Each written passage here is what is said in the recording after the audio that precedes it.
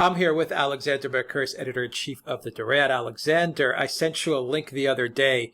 Actually, thanks to our viewers who actually pointed out this this video that was on Blaze TV and was on YouTube as well, the Glenn Beck live stream, which is about a 2-hour live stream, which covered the Ukrainegate. And I would say it had a good, in the middle, a good 40 minutes where Glenn Beck went over the timeline as to how, Ukrainegate, came about. And I'll put a link for that video in the description box as well so people can check it out. I suggest that video. It's an interesting synopsis from Glenn Beck. But Alexander, when I was sharing that video with you, we had a very short discussion via text. And to me, the first thing that I wrote and that came to mind is, where have you guys been for the last 5-6 years? Because, this story goes way, way back and goes way, way deeper. And, while I think both of us really praise Glenn Beck and Blaze TV for the research that they did and how they, summarized everything that's going on in Ukrainegate, and it's more than just a transcript and a call between Trump and Zelensky. There's a lot of context that I think we should add right now during this video. A lot of history. There's a coup. There's a war in Donbass. There's IMF loans. There's money laundering. There's McCain and Biden and Nancy Pelosi's son and just about everybody you could name, a who's who of DC that got in on the action of corruption in Ukraine. And I just want to make one more point, Alexander. In my mind, when you think about why does Obama, why does Hillary Clinton, why does Pelosi, why do all these people have such a loyal following around them? From the media to corporations to government employees, what comes to mind?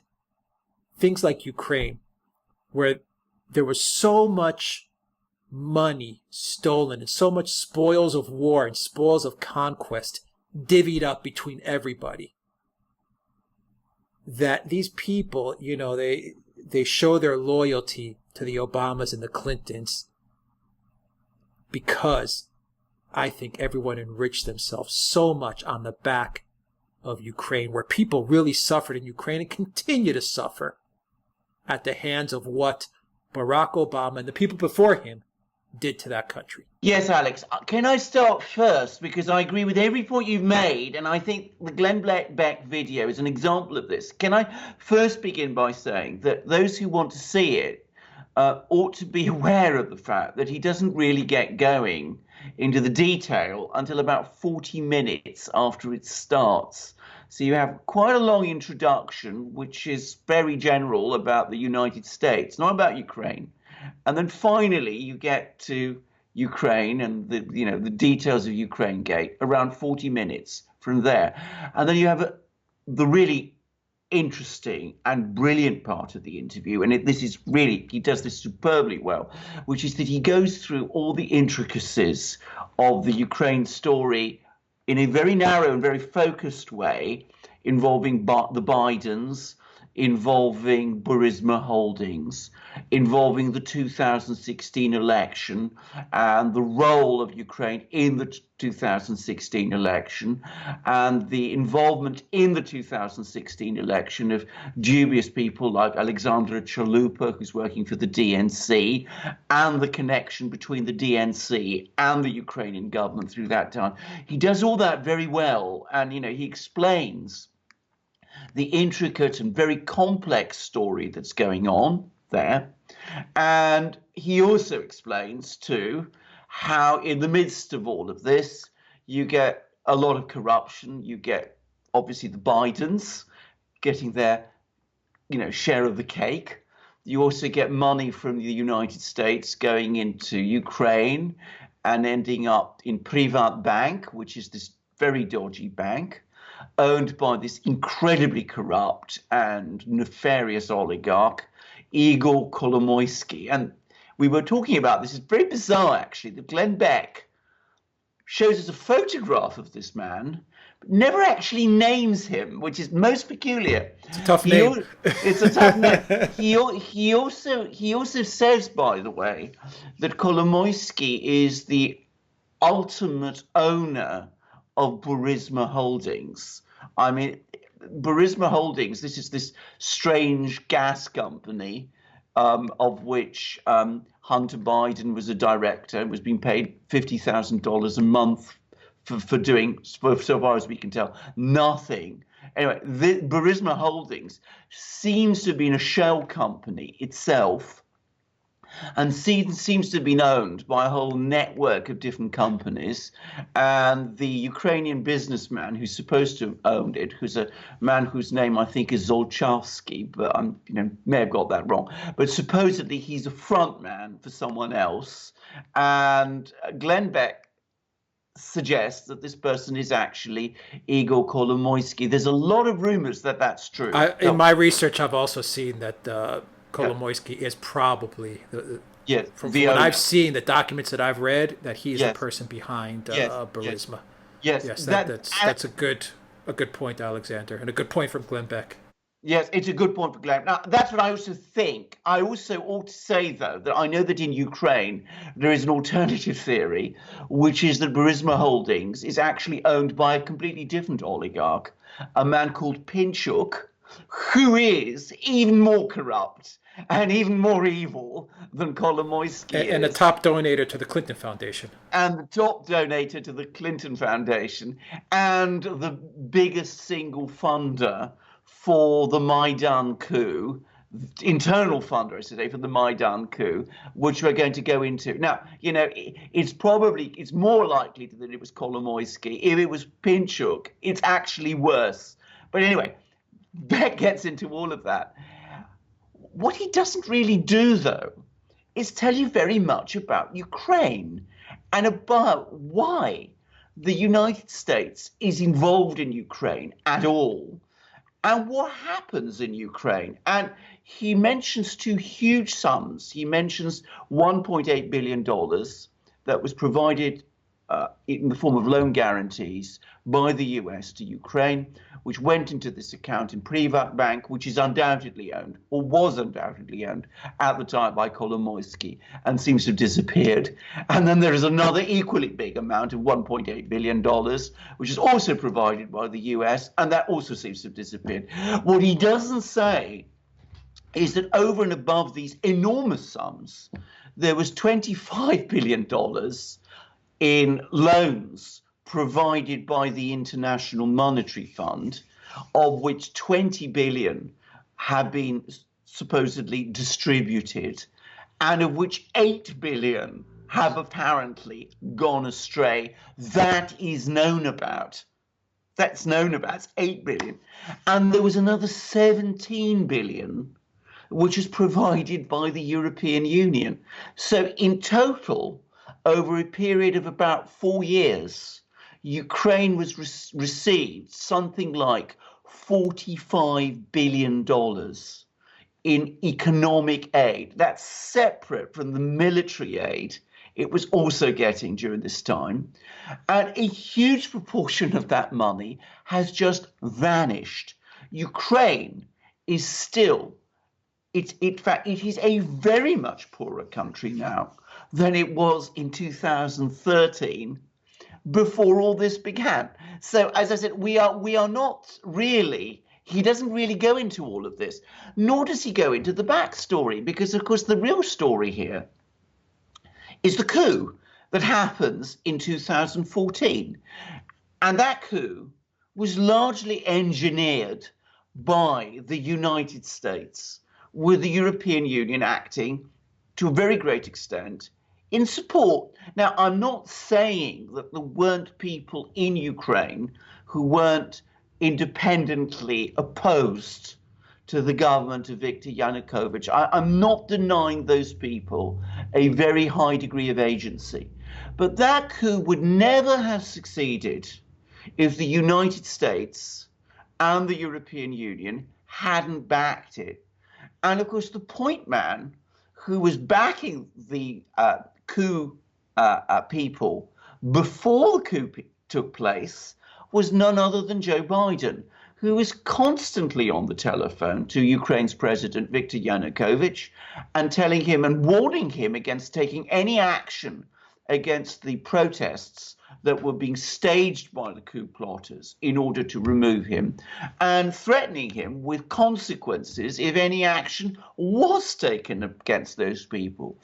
And then, of course, when the coup succeeded in 2014, what then happened was that the people who in the previous democratic election had voted for Yanukovych and who were horrified when they saw these new people come to power, who were incredibly nationalistic, anti-Russian, wanted to suppress people who didn't speak the Ukrainian language, wanted to redirect Ukraine into the embrace of the United States, get it into NATO, get it into the European Union, who were banning political parties and closing down newspapers and closing down television stations, and who were allied with neo-Nazi groups. And we'll get into those very, very quickly.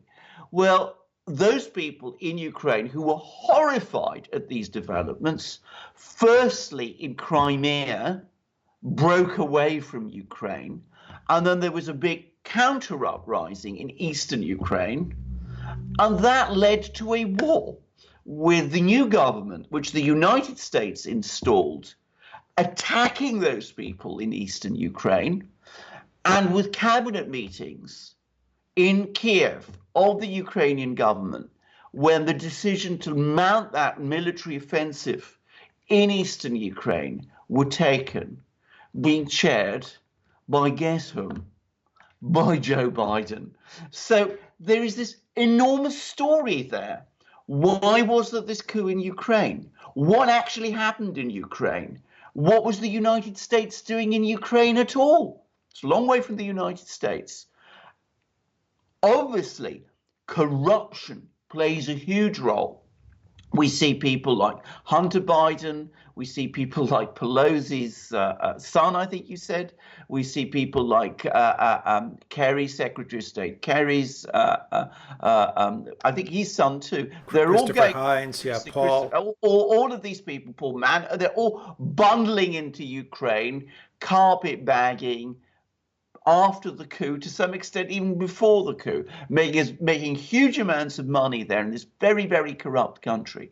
But behind it all, there is also a massive geopolitical play, because the policy of the United States since the 1980s has been to detach Ukraine from Russia. Before 1991, the Ukraine and Russia were part of a single country, not just the Soviet Union, but the Russian Empire before then. There is this idea in the United States that if they can pull Ukraine away from Russia, that will weaken Russia and keep it out of Europe. So there is this giant geopolitical play that has also been played out. There has been this massive corruption that has gone with it. There has been a terrible war that has been fought there. There has been this collapse of relations between the West and the United States on the one hand and Russia on the other, because the Russians obviously have taken their counter steps in response to this geopolitical play and have backed some of their own people in Ukraine. And of course, there's been a terrible war in Ukraine. Thousands of people have died, and the country has collapsed politically and economically. So none of this gets said on Glenn Beck's video. Maybe he is right to focus at the moment on the particular elements that make up Ukrainegate. But what I would say is the analysis that he provided, the discussion he provided, was that of a lawyer, if you like. It was a forensic analysis provided for a courtroom. It was not a geopolitical analysis, which, if you're going to understand what happened in Ukraine, that's what it requires. Yeah, and let's not forget, Alexander, that you also had sanctions imposed on Russia. You destroyed a whole lot of European Union member state economies. You know, I remember, there were Polish farmers that were, they couldn't sell their apples to Russia. They went under. I know in Greece you had a lot of farmers in Greece who couldn't sell their fruits and vegetables to the Russian market either. There were no substitute markets with the size and scope of Russia as well. So a lot of this stuff was just, disregarded and just thrown away as waste.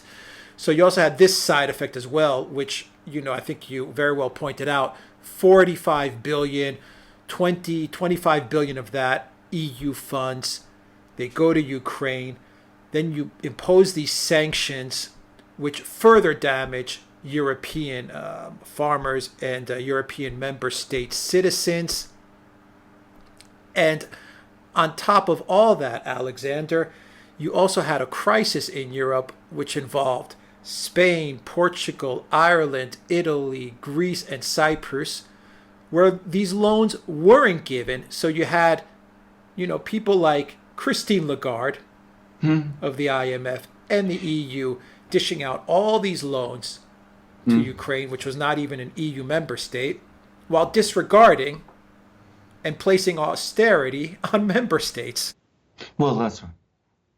That's exactly right. I mean, there's this incredible geopolitical play with all these terrible economic consequences. And of course, we're talking about huge loans provided to Ukraine, a country with a very small GDP. It's a big country, but it's so mismanaged that its GDP is very, very small.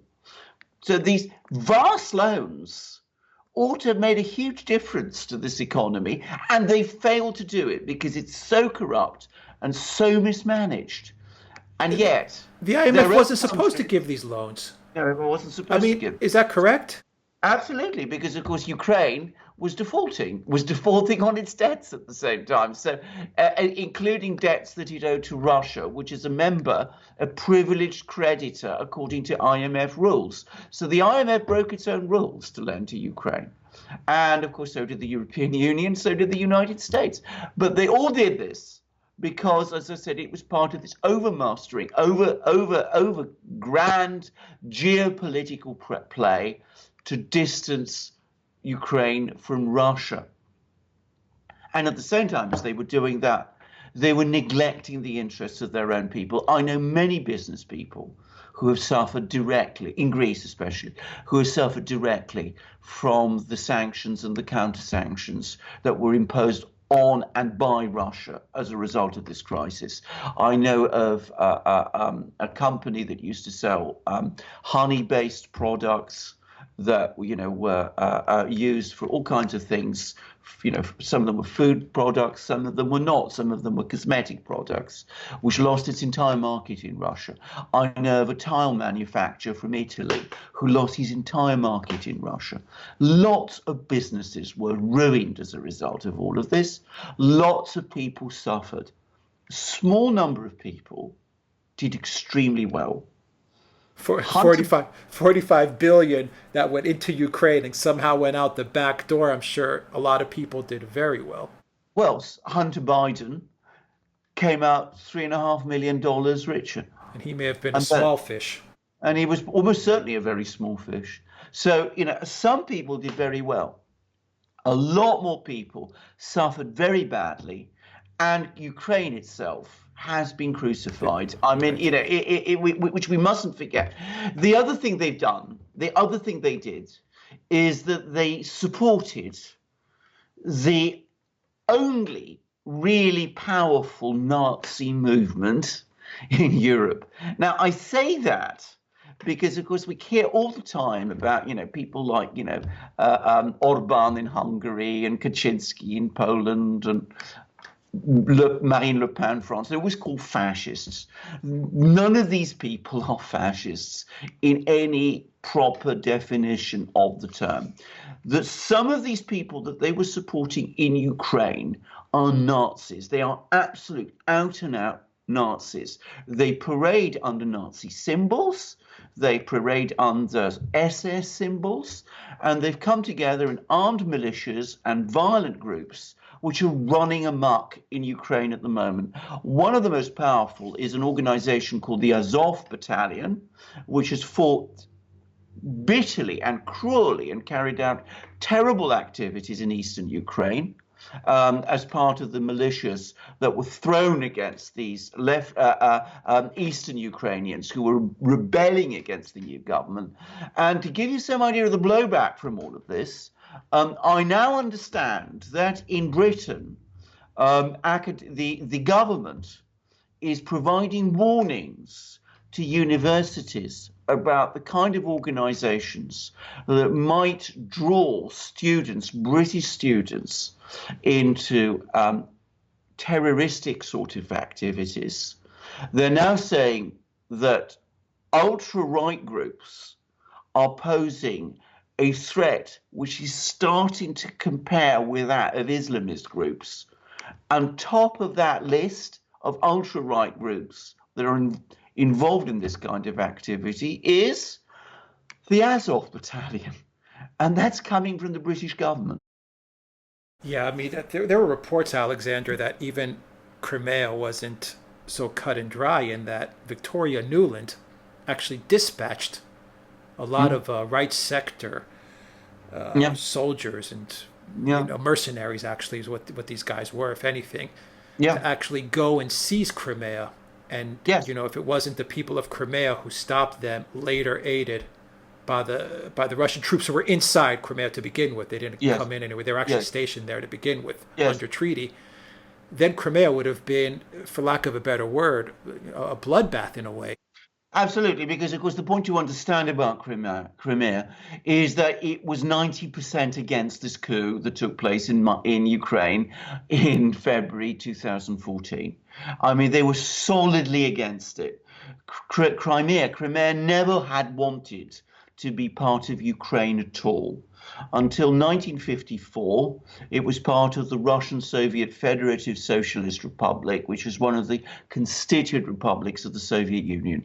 Then Khrushchev, who was the Soviet leader at the time, for reasons best known to himself, transferred it administratively to the Ukrainian Soviet Federative Socialist Republic, which was another constituent republic of Ukraine.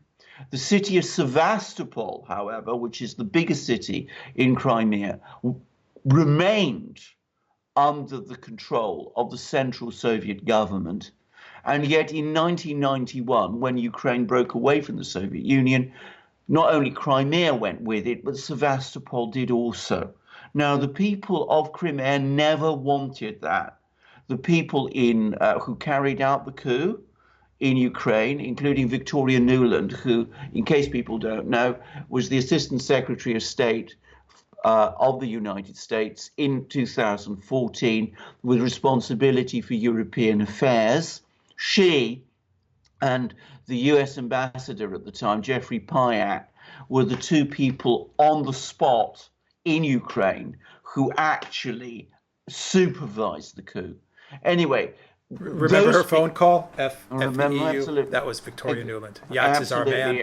Yats and picking the members of the Ukrainian government. Anyway, all those people would certainly have known what sentiment was like in Crimea, and it's entirely likely that they would have wanted to send people down to Crimea to try and stop the people of Crimea expressing their opposition to the coup in the way that they did. And in fact, as you quite rightly say, they were in fact already beginning to do that. I've spoken to people. I'm not just talking about Russians, by the way, or I'm talking about some British visitors who went there, who were talking about the fact that there was already violence starting to build up as these ultra-right neo-Nazis were being sent from Ukraine to Crimea to try to keep it in Ukraine and to try to break resistance to the coup there. Okay, so carpetbaggers, you mentioned carpetbaggers. I'm going to mention some corporations that also moved into Ukraine. Alexander, Ukraine is well known for its agricultural exports, the breadbasket of Europe. Yes. It definitely was the breadbasket of what was the Soviet Union, that's for sure. Yes. Yes. Monsanto moved in. We all know who Monsanto is. We also had energy companies moving in bigger than Burisma. You had Chevron, who was fracking in the West, Lviv and those areas, looking for oil and energy there. And you had Shell, who had various contracts in the East and was looking to clear out land so that they could frack in the East. What does that tell you, Alexander, that you not only have a coup engineered by Obama, you not only have privileged sons of high-ranking politicians, from Pelosi to Hunter Biden, these kids of these politicians moving in so that they can grab their piece. You have Lagarde giving $40 billion to Ukraine, which I think is pretty safe to assume that disappeared money is been laundered many, many times over. I'm sure a lot of it passed through my home country of Cyprus. I'm sure it went through Latvia. I'm sure it went through a lot of places and is in the pockets of the George Soros types of the world, if not George Soros, the very same person who was also operating in Ukraine as well. And you can touch upon that. What do you make of the corporations also moving in so that they could pillage this country after the coup? Well, I think that this is in fact very much the pattern in so much activity that goes on. I mean, the same corporations were trying to get into Iraq. I mean, I remember when there was the war in Iraq in 2003, the invasion of Iraq, it was all going to be divided up and taken over and controlled by American oil companies. And that was quite openly said. It didn't happen because resistance in Iraq was too strong. But this is what happened in Ukraine. I mean, we are talking about a mass plunder of a country, making Ukraine, forcing Ukraine into this association agreement with the European Union, which is the official start of the trouble. Before the coup, the pretext for the coup was that the Ukrainian government agreed to enter into an association agreement with the European Union, which would have opened the Ukraine up to penetration by European businesses. And of course, not just European businesses, but American businesses also. This is always a very important factor in this. So the idea was gain control of the Ukraine, distance it from Russia, and enrich ourselves also economically and politically also. And of course you have people, and you're right to mention George Soros. George Soros gets blamed for many things. I'm not sure how influential or important a person he actually is, but it is indisputable that he was heavily involved in Ukraine in 2013 and 2014. He was actively lobbying for Ukraine to be given vast sums of money, and for it to be provided with all the economic support that he said it needed. He was actually lobbying, I remember this clearly, lobbying the European Union to increase the level of its support to Ukraine to even greater levels. And one of the most interesting things about the Glenn Beck video is that one of the things that Glenn Beck or his researchers discovered was that the Ukrainian authorities wanted to investigate an anti-corruption NGO, which they thought had been involved embezzling money, and one of its chief backers and perhaps owners turns out to be none other than George Soros. So there you are. I mean, he's lobbying on the one hand for money to go in. He's got his NGO in Ukraine campaigning against corruption. Money in, money out. Lots of people get richer. George Soros too? Well, I don't know. Maybe. Okay, Alexander, let's bring this home. You have something that no one mentions either. You have Biden sitting in the throne of the parliament like an emperor. Yeah. Addressing the parliament of Ukraine, a conqueror of the country. No one mentions that. You have John McCain, dropping in on the Maidan demonstrations, addressing the people, to revolt, addressing them to turn to violence. No one mentions that. Ukrainegate, Alexander, is Russiagate. Russiagate is Ukrainegate. I don't know why I have such trouble with that. These two are one and the same.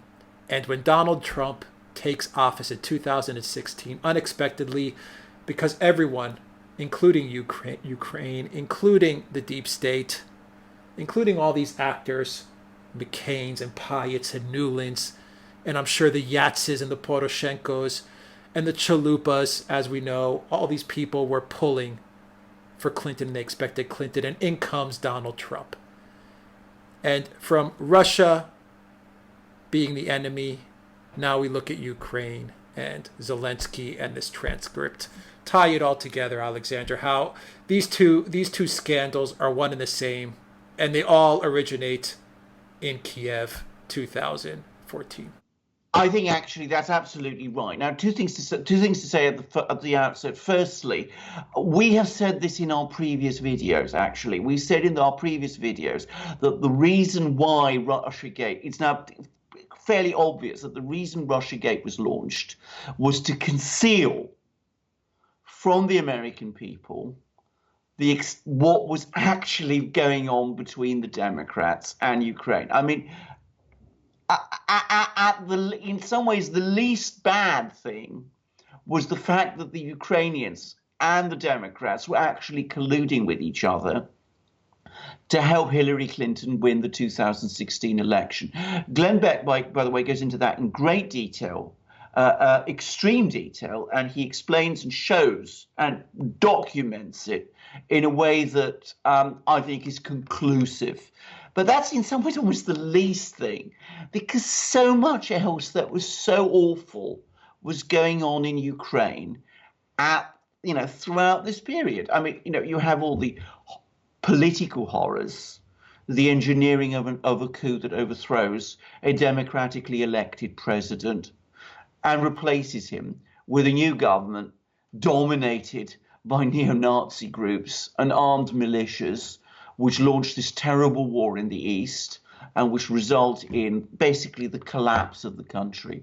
We have the geopolitical horror, which is the total breakdown of relations between the US and Russia.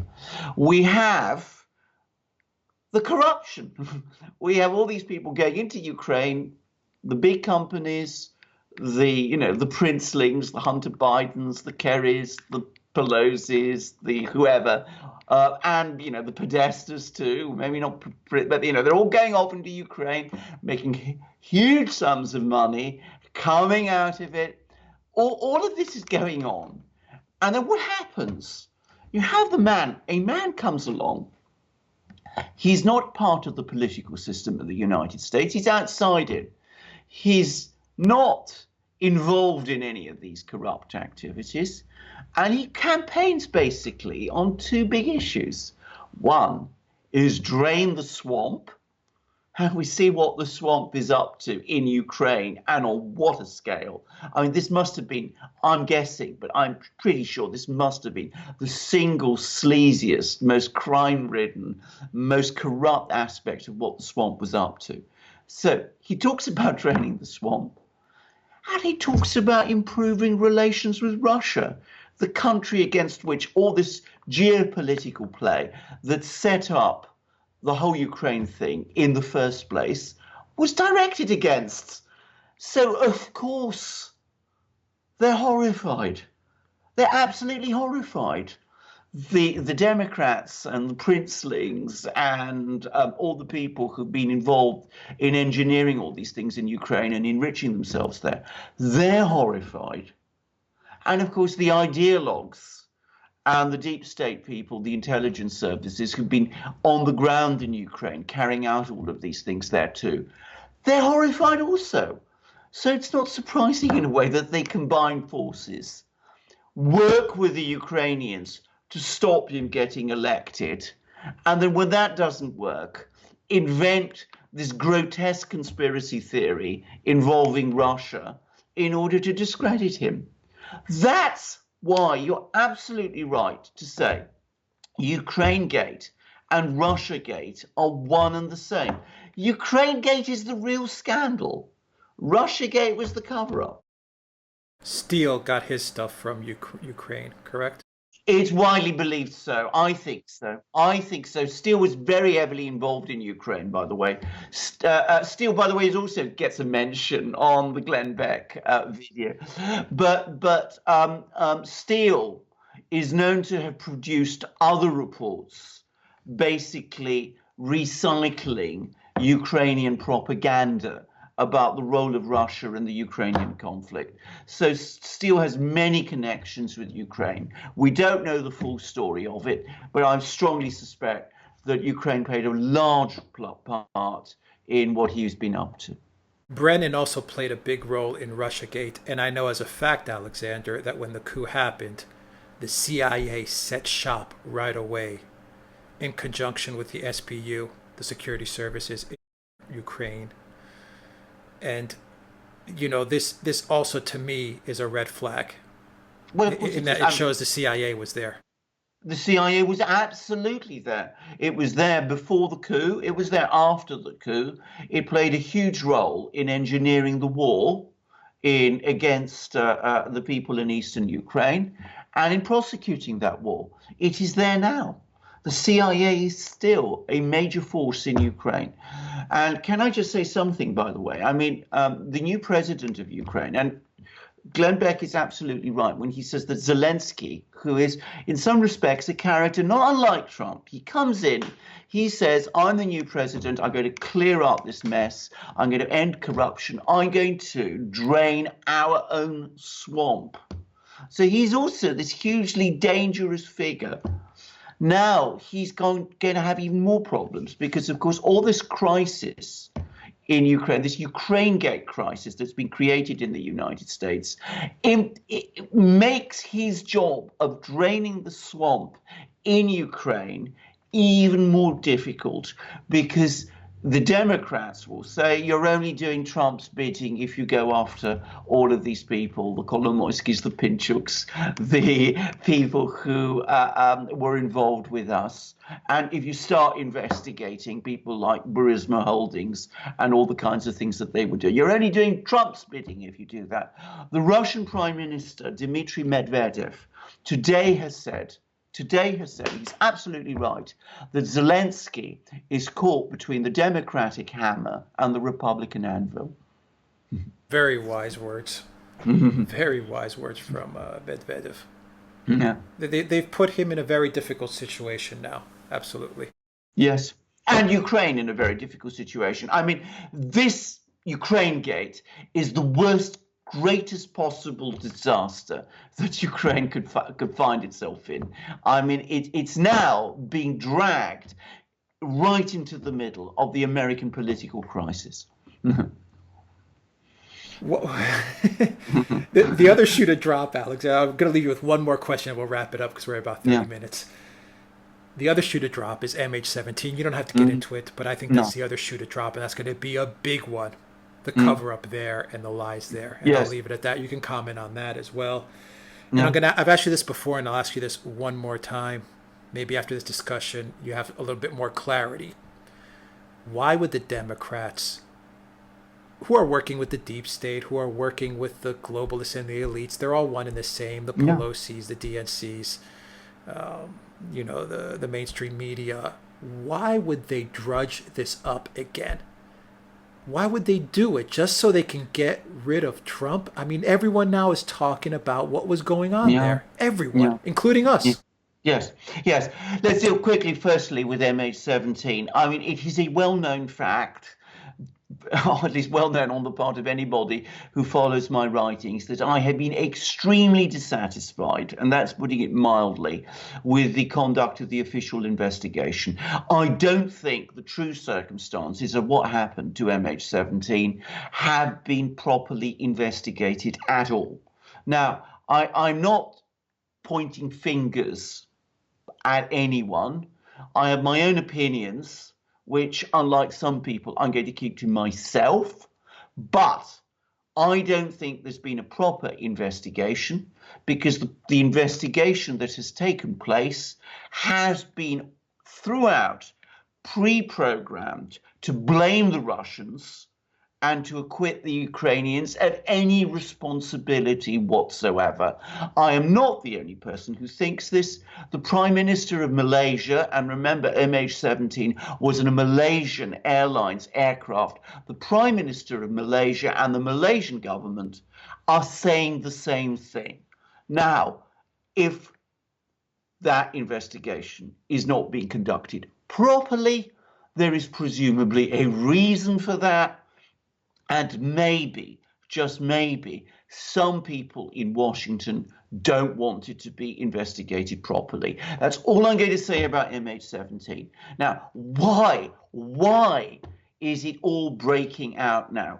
There is one overwhelming and compelling reason, and we've discussed it on our previous programs, because after the collapse of the Russiagate conspiracy theory hoax, after Mueller's testimony, after Mueller's report turned out to be completely empty of content, and Mueller self-imploded in the testimony he gave to Congress, William Barr, the Attorney General of the United States, and his number two, John Durham, are carrying out an investigation on the origins of Russiagate.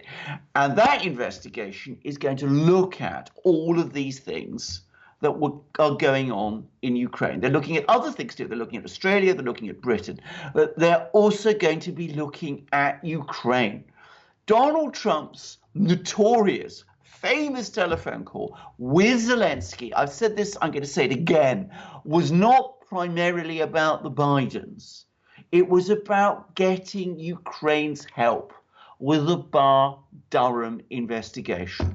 Now, given all the things we know, given the extent to which Ukraine was involved in getting Russiagate started, and if you want all the facts, go to the Glenn Beck video, go to some of our earlier videos also. They will discuss all of this in detail, but Glenn Beck does provide a good summary.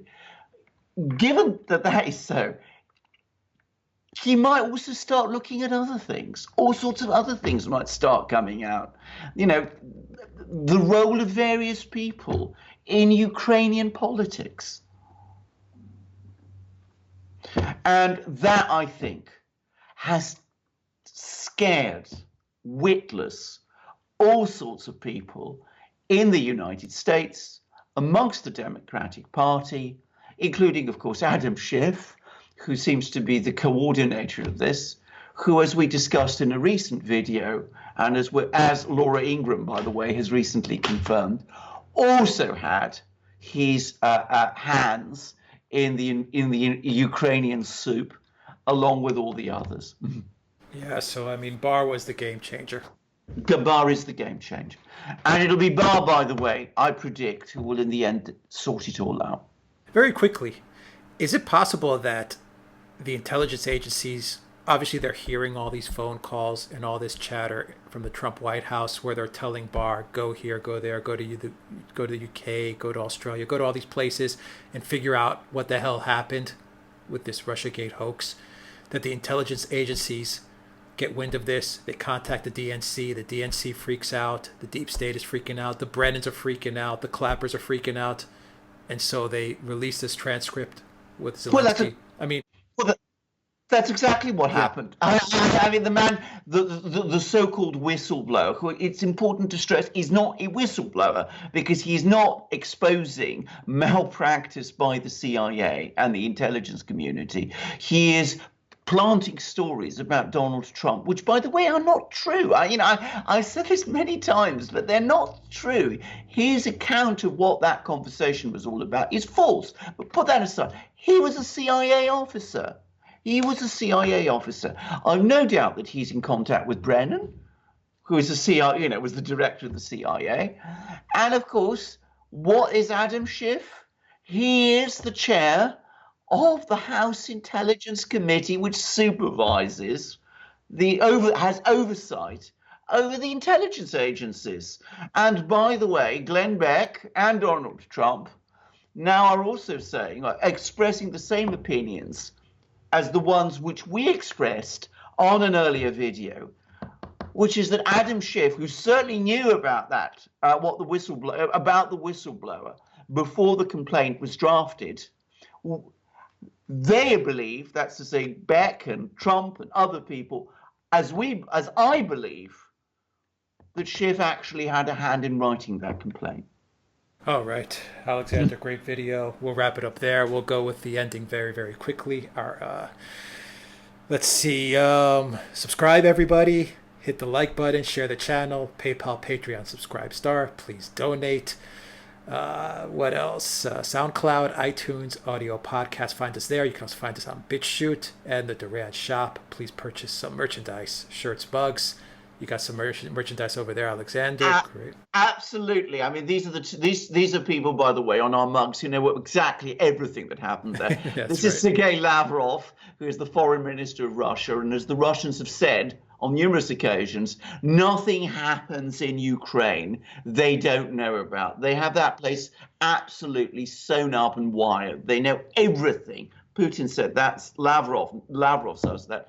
And these people who are the Alpha Force are the special forces units of the Russian intelligence community. You can be absolutely sure that their agents are in Ukraine also, listening to conversations, keeping an eye on people, taking track of all the meetings and conversations that took place. So these are great mugs, as we said many times, are magic mugs, and look the kind of great people that appear on them. And these are amazing T-shirts, 100% cotton, with our double-headed eagle, which keeps an eye on all these things.